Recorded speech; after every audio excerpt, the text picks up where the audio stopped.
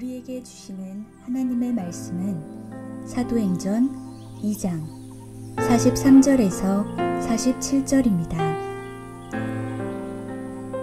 사람마다 두려워하는데 사도들로 말미암아 기사와 표적이 많이 나타나니 믿는 사람이 다 함께 있어 모든 물건을 서로 통용하고 또 재산과 소유를 팔아 각 사람의 필요를 따라 나눠주며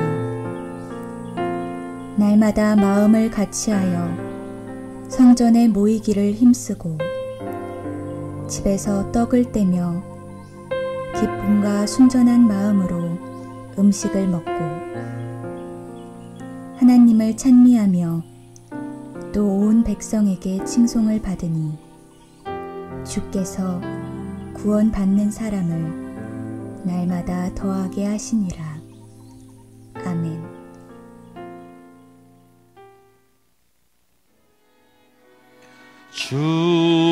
주여 말씀하소서.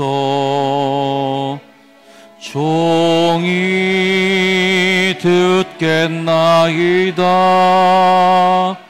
내 귀를 열어주소서.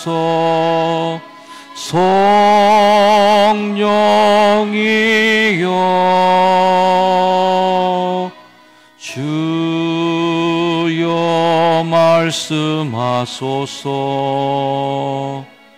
종이 듣겠나이다. 내 마음을 열어주소서. 성령이여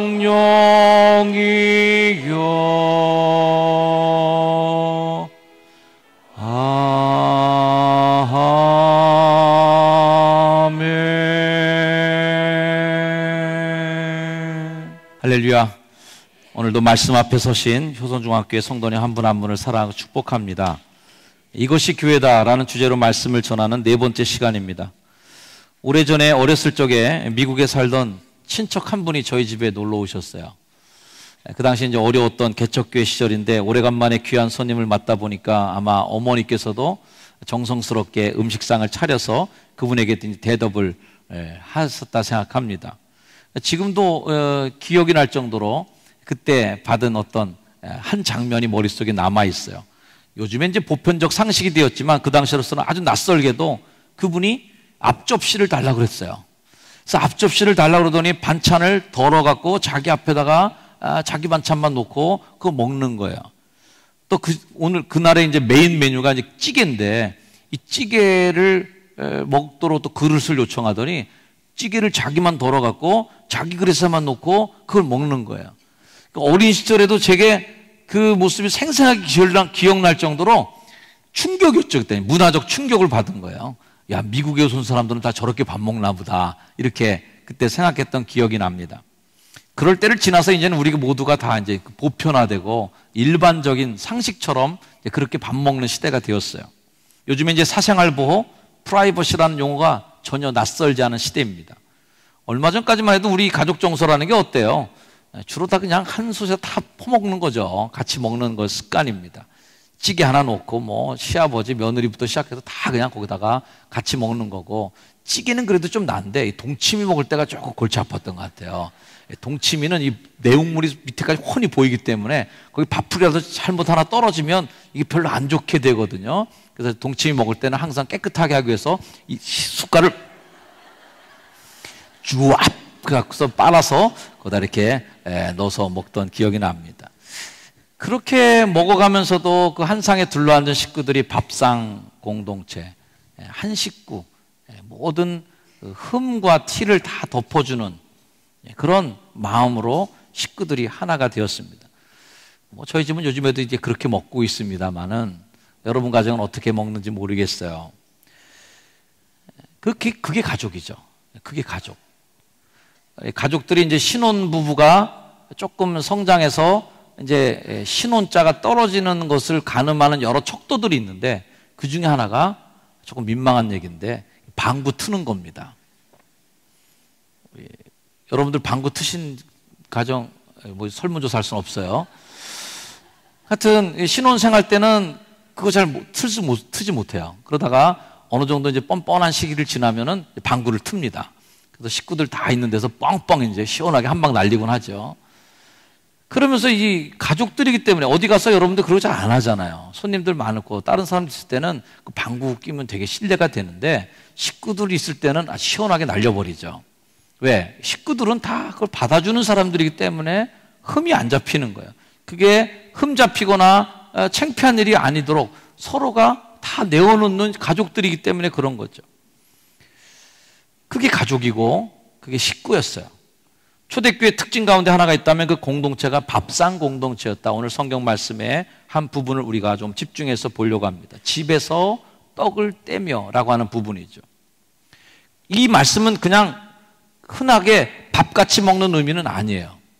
초대교회 공동체는 모일 때마다 떡을 뗀다는 얘기는 성찬식 함께 나눴다는 그런 개념입니다. 예수님의 죽음을 기억하면서 주님의 살을 같이 찢고 예수님의 우리를 위해 죽으신 희생을 상징하면서 피를 나누는 성찬을 매번 모일 때마다 거행했어요.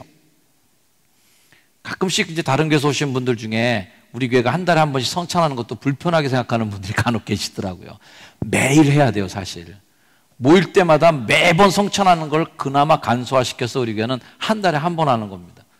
모일 때마다 해야 돼요. 지난 1600년 동안 종교개혁이 일어나기 전까지 가톨릭이 교회를 유지시켜 왔는데 미사라는 게 뭐예요? 결국은 성찬식이에요. 성경도 교인들한테 안 줬어요. 종교개혁 전까지는 일반인들이 성경책 못 읽었습니다. 특별한 설교나 강론이 없었어요. 모이면 뭐 하는 거예요? 성찬식하고 끝나는 거예요. 1600년 동안 교회를 지속해왔던 힘이 뭐였어요? 성찬식 같이 하는 거예요. 성찬하면서 교회는 하나가 됐고 성장해왔어요. 위력이 있는 거죠. 원래 성찬의 의미 중에도 우리가 깨달아야 될 것이 하나 있는데 그것은 한 떡을 먹는 공동체라는 의미가 더 큽니다. 성경 말씀 보면 고린도 10장에 떡이 하나요 많은 우리가 한 몸이니. 왜 우리가 성찬식 할 때 한 떡을 먹냐면 한 몸이기 때문에 그렇다는 거예요. 한 떡에서 먹는 사람들이 한 몸이고 우리가 다 한 떡에 참여해서 한 가족이 되었다. 이게 성찬의 의미 중에 굉장히 중요한 부분을 차지합니다. 오늘 우리가 성찬식 할 때는 이렇게 조각조각 난 떡을 여러분에게 나눠드리지만 여러분의 머릿속에 개념은 뭘 생각해야 되냐면 우리가 한 떡을 잘게 잘라서 먹는구나. 원래 잔도 어때요? 예수님께서 잔을 돌렸다는 얘기는 한 잔에다가 다 같이 먹었다는 개념이에요. 위생과 건강 때문에 요즘은 다 따로따로 잔을 먹지만 머릿속에는 뭘 그리고 먹어야 되냐면 우리는 다 한 떡 먹고 한 잔에서 다 조금씩 나눠 먹는 이 개념을 성찬식에서는 잊어먹지 말아야 돼요. 그래서 이 성찬을 거룩한 교제라고 부르는 거예요. 성찬을 통해서 우리가 한 몸을 이루는 그 공동체의 의미는 우리 민족 정서 속에 남아있는 그 한솥밥 공동체라는 개념하고 맞닿아 있어요. 우리 한솥밥 먹으니까 한 상에 먹으니까 우린 다 한 식구다 라고 하는 개념이 있죠. 음식은 그냥 배고플 때 배 채우는 그 정도의 개념은 아니죠. 음식에는 아주 각별한 의미가 그 안에 많이 들어있어요. 특히 이스라엘 사람들 먹는 거 굉장히 가리죠. 할랄 음식이라고 그래갖고 할랄 인증이 안 돼 있는 음식은 안 먹습니다. 그리고 돼지고기, 돼지 기름 같은 거로 만든 화장품도 안 써요. 그래서 이슬람 사람들이 쓰는 화장품은 따로 만듭니다. 그들이 쓰지 말아야 될 기름과 먹을거리가 있는 거죠. 오촌교 시절에 제가 시골에서 목회할 때 외국인 노동자들이 교회 많이 나왔는데 이슬람에서 온 분들도 교회 나왔어요. 그분들도 전도돼서 세례까지 제가 줬습니다. 세례 줬는데도 이분들 밥 먹을 때 보면요, 햄버거 사주면 햄버거 안 먹습니다. 햄버거 사올 때 물어봐요. 이거 돼지고기로 만들었는지 소고기로 만들었는지 물어보고 돼지고기로 만들었다 그러면 안 먹습니다. 햄버거가 다 돼지고기가 주종이죠. 안 먹어요. 그래서 제가 얘기했습니다. 당신이 이제 예수 믿고 세례받고 그리스도인이 됐으니까 돼지고기 먹어도 괜찮다. 그러니 먹어도 된다라고 얘기도 안 먹어요. 왜? 먹어본 적이 없으니까. 마치 우리가 어느 외국에 갔을 때 지렁이 먹는 나라 가서 지렁이를 여기서 먹어야 됩니다. 그럴 때 우리 나 도저히 못 먹어요. 하는 거랑 마찬가지겠어요. 먹지 못하는 거예요. 가리는 게 많아요. 자, 그들은 먹는 걸 통해서 이슬람이라고 하는 공동체성을 확고하게 다지고 있어요. 이스라엘 사람들도 마찬가지입니다. 그들이 나라를 잃고 전 세계에 흩어져 갖고 살아가면서 그들이 민족 공동체, 유대인 공동체를 하나로 묶었던 힘이 뭐예요? 유월절 의식이에요. 유월절 때 뭐예요? 누룩 없는 떡, 쓴 나물, 이거 먹는 거예요. 제가 지난번에 얘기했지만 시카고에 방문했을 때 유대인들이 많이 사는 마을이었어요. 마을 앞에다 텐트 쳐놓고 사는 사람들이 있어요. 자기 집 좋은 집 놔두고. 왜 그러냐? 초막절 준비하는 거래요. 초막절. 그들이 초막절을 맞으면 집 앞 텐트에다가 쳐놓고 자식들하고 다 같이 나와서 밖에서 텐트 치고 자는 거예요. 결속력, 힘이죠. 유월절 때 그들이 쓴 나물과 딱딱한 빵을 먹으면서 누룩 없는 떡을 먹으면서 우리는 하나다, 유대인들은 하나다, 이 의식을 수천 년 동안 잃지 않고 간직해왔기 때문에 다시 나라를 세우는 놀라운 기적이 일어났던 것이죠.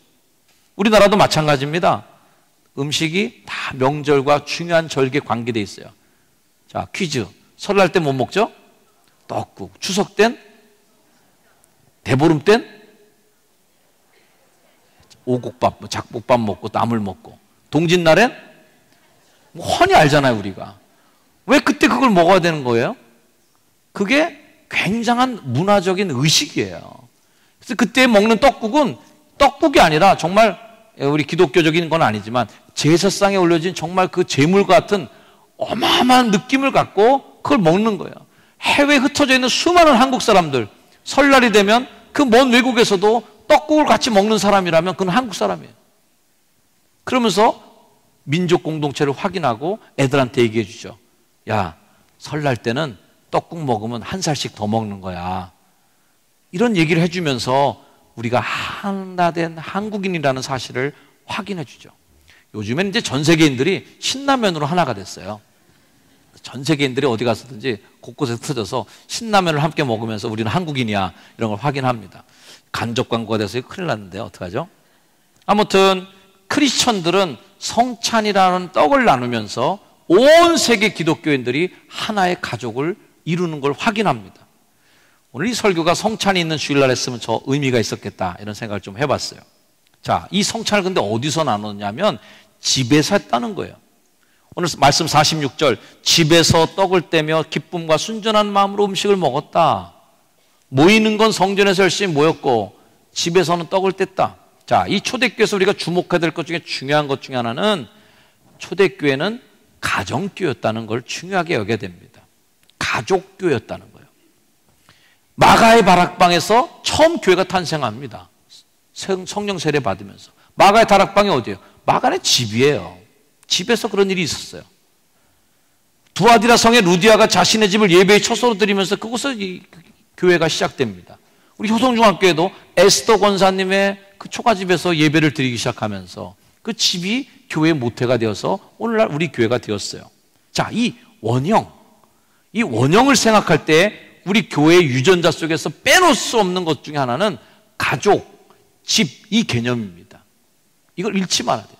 우리 교회가 메가처치가 돼서 정말 1000명, 2000명, 3000명이 모이더라도 그래도 이 교회 유전자 속에 살아 숨쉬어야 될 정신이 있다면 가족이라는 단위, 집이라고 하는 이 개념이 없어지면 안 된다는 거죠. 우리 교회가 실시하고 있는 셀 모임 같은 것도 이 셀 모임의 원래의 철학적, 신학적 개념은 셀이라고 하는 한 세포가 우리 몸을 이루는 그냥 부품으로 존재하는 게 아니라 셀 하나도 결국 그 셀 하나가 생명체라는 거죠. 그래서 그 셀 하나의 교육, 봉사, 친교, 이 모든 일들이 셀에서 다 일어나야 되는 게 셀의 원리입니다. 그런 작은 교회가 하나하나가 모여있는 큰 교회, 이런 개념으로 보는 게 셀 개념이죠. 감리교회도 가정교회로 시작했습니다. 속회에서 시작했던 교회예요. 원래 이 감리교회가 했던 이 속회를 뭐 장로교에서는 구역 예배부터 시작해서 뭐 다락방 모임, 순모임, 여러 형태의 모임으로 부르고 있지만 모든 개신교 교회가 이 속회의 원형을 따라서 모임을 만들어가고 있습니다. 자, 이 가정이 가정다워지는 것 중에 하나는 뭘까요? 왜 집, 가족이 하나로 묶여지는 힘은 바로 한 상에 둘러앉아 먹는 힘이에요. 즉 밥상 공동체가 가족을 가족으로 묶어내는 힘이라는 거죠. 먹는 게 뭐 대수입니까, 목사님? 그까짓 거 안 먹어도 그 가족이 가족이잖아요. 그럴 수 있겠지만 먹는 게 굉장히 큰 힘입니다. 우리 찬송가 가사 중에도 있잖아요. 한 상에 둘러서 먹고 마셔 여기가 우리의 낙원이라. 할렐루야. 한 상에 둘러서 먹고 마시는 공동체가 가족, 식구 개념이죠. 제가 전에는 우리 교인들한테도 가끔 그런 얘기 권면했습니다. 우리 장로님, 권사님들한테 주일날 4층에서 먹는 식당에서 먹는 한 끼 밥이라도 매일 밥 먹는 거니까 교회에서 그래도 한 번 밥 먹는 일에 대해서는 조금 마음을 좀 열어서 좀 잘 모르는 사람, 좀 친하지 않은 사람, 좀 낯선 사람이 있으면 그 일부러 그 앞에 밥 갖고 가갖고 그 사람하고 좀 밥 좀 나누면서 아이고 잘 모르는 분이네요. 제가 아무개 장로, 아무개 권사입니다. 그리고 좀 그 사람하고 새기고 좀 친밀하게 이런 거를 하는 거를 식사에서 좀 식당에서 좀 하는 게 좋겠다고 이런 얘기 했던 적이 있어요. 근데 이게 안 되더라고요. 근데 제가 요즘에 그 얘기 안 합니다. 왜? 알았어요. 이제 배기 싫은 사람하고 밥 먹는 게 세상에서 제일 힘들다는 걸 제가 알았어요. 밥 먹을 때만큼은 친한 사람 찾아가게 돼 있더라고요. 이걸 억지로 내가 끊어내려니까 얼마나 어려운 일이에요. 그래서 4층 식당에 딱 가보면 누가 친한지 한눈에 훤히 보입니다. 끼리끼리 먹는 사람들이 친한 사람들이에요. 딴 때는 다 같이 할 수 있지만 이것저것 다 서로 같이 할 수 있지만 먹을 때만큼 배기 싫은 사람은 같이 못 먹는 거예요. 그래서 다 좋은 사람들끼리 자기끼리 먹는 거예요. 이게 우리 먹음의 의미, 특성인 거죠. 그래서 우리가 밥 한 끼 먹는다는 것은 끼니 때우는 그 이상의 의미를 갖고 있다는 거예요. 우리 민족의 어르신들께서도 이 밥상의 의미를 너무 잘 알았어요. 그래서 밥상머리 교육이라는 이 교육을 엄하게 밥상에서 시켰습니다. 내가 좋아하는 반찬이라고 그래서 그 반찬만 집어먹는 거 엄하게 혼났어요. 왜? 인내하지 않고 이기적인 거예요. 남을 배려하지 않는 마음이 거기 있기 때문에 그걸 막는 거예요. 밥상이 어디예요? 인간의 원초적 욕망이 가장 드러나는 자리가 밥 먹는 자리예요. 근데 밥 먹는 예절을 보면 그 사람 인격과 성품을 알게 돼요. 왜? 먹는 거 앞에서 장사가 없으니까. 먹는 거 앞에서는 예절이고 뭐고 없이 덤비면 이 사람은 교육받지 못한, 인품이 성숙하지 못한 거로 보는 거죠. 왜? 배고픈 거 앞에 먹는 거. 그래서 허겁지겁 먹고 자기 좋아하는 것만 막 먹는 거는 이거 동물 같은 거거든요. 인간이 동물이 아닐 수 있는 유일한 절제할 수 있는 그 성품이 드러나는 자리가 어디예요? 먹는 거 앞에서. 그래서 먹는 거 앞에 잘해야 돼요. 식탁 예절이 중요한 거죠. 찌개에 젓가락 넣지 말라는 엄명을 받았어요. 찌개가 젓가락이 손에 들렸어도 젓가락 놓고 다시 숟가락 들고 이렇게 형식에 맞추고 격식에 맞추어서 바른 목표와 바른 방법으로 하는 법을 식탁에서 배우는 거죠.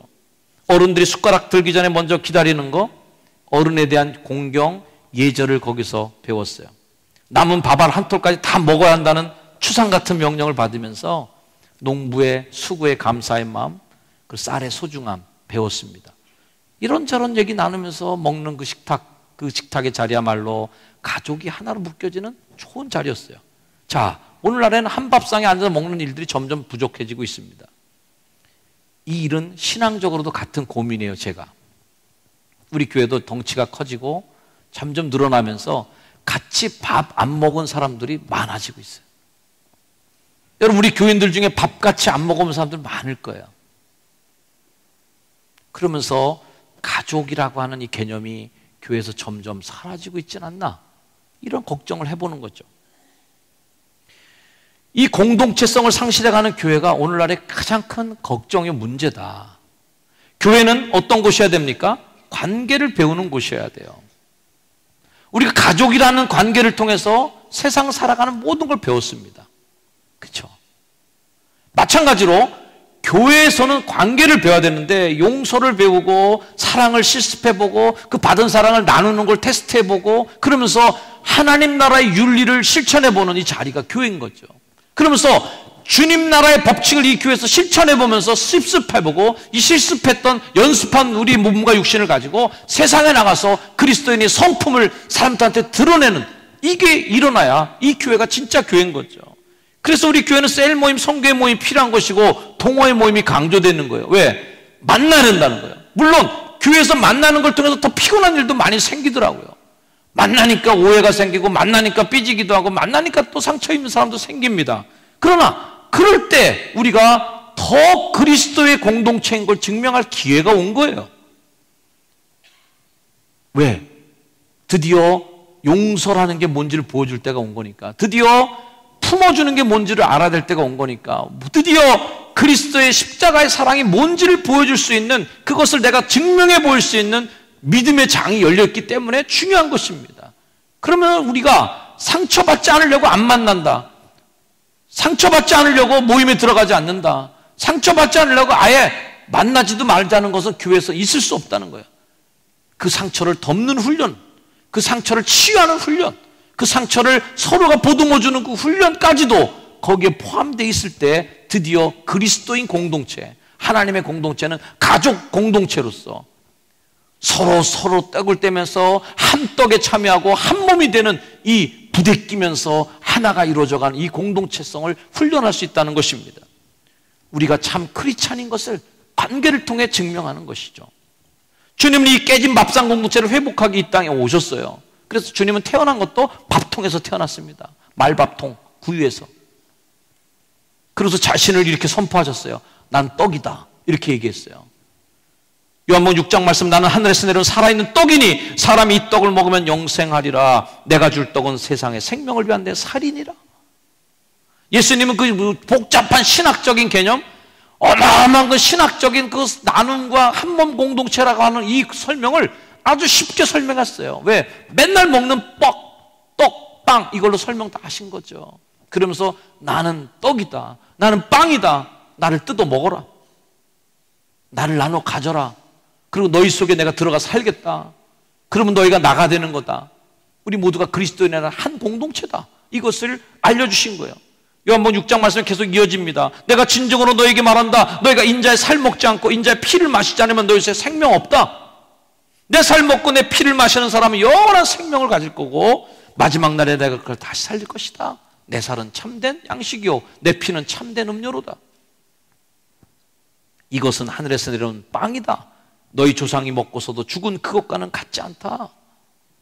이 빵을 먹는 사람은 영원히 살 것이다. 즉 예수를 함께 먹는 사람들, 예수를 씹어서 입에 넣고 그 예수님이 내 속에서 피가 되고 살이 돼서 내 몸 전체 흩어져 살아가시고 내 신경세포 속에 예수의 생명과 예수의 피가 내 심장에서 뿜어져 나오는 그런 삶을 살아나갈 때 그게 생명을 가진 거다, 이렇게 얘기하신 거예요.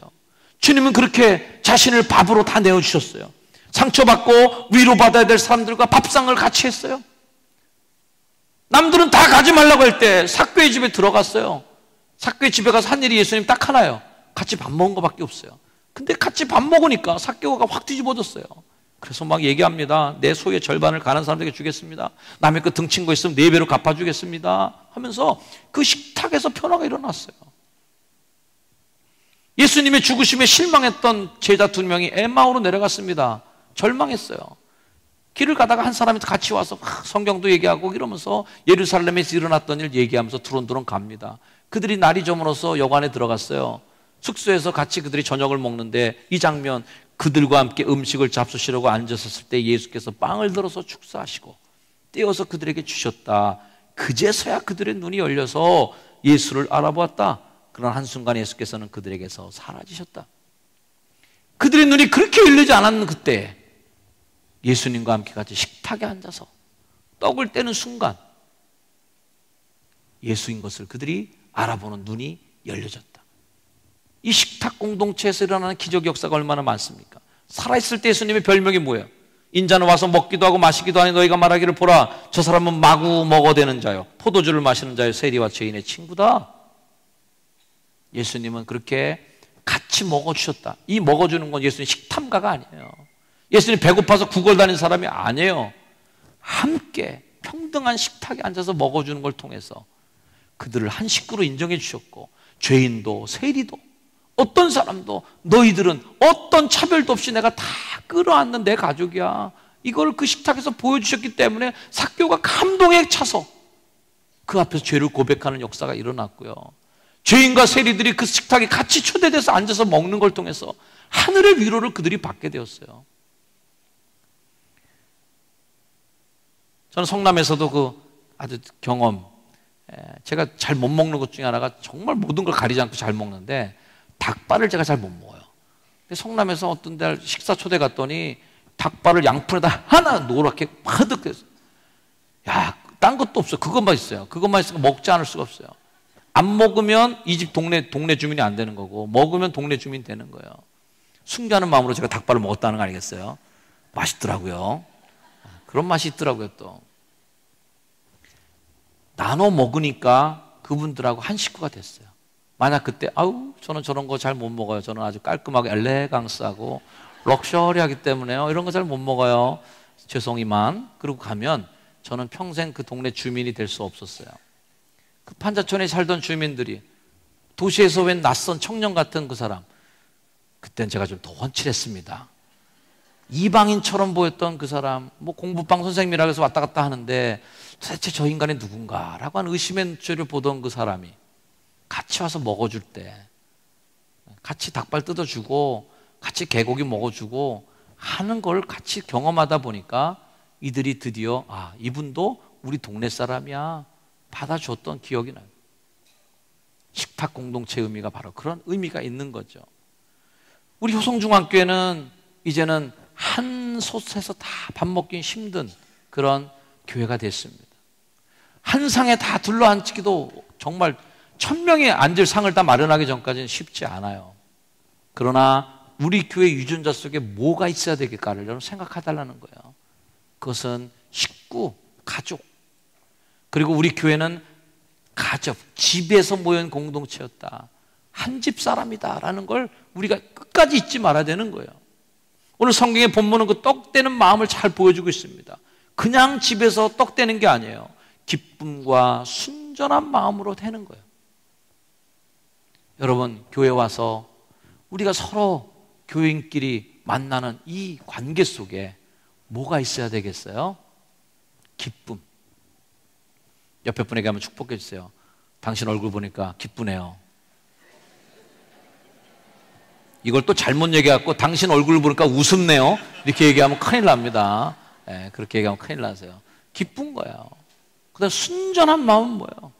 온전히 다 주면서도 순수한 마음이 있다는 거예요. 그 순수함으로 다 드리는 게 순전한 거예요. 그런 마음으로 서로 떡을 떼는 게 그게 진짜인 거죠. 내 거 먼저 먹는 사람이 없이, 남의 걸 뺏는 사람 없이 함께 나누는 그 식탁 공동체를 생각하자는 것이에요.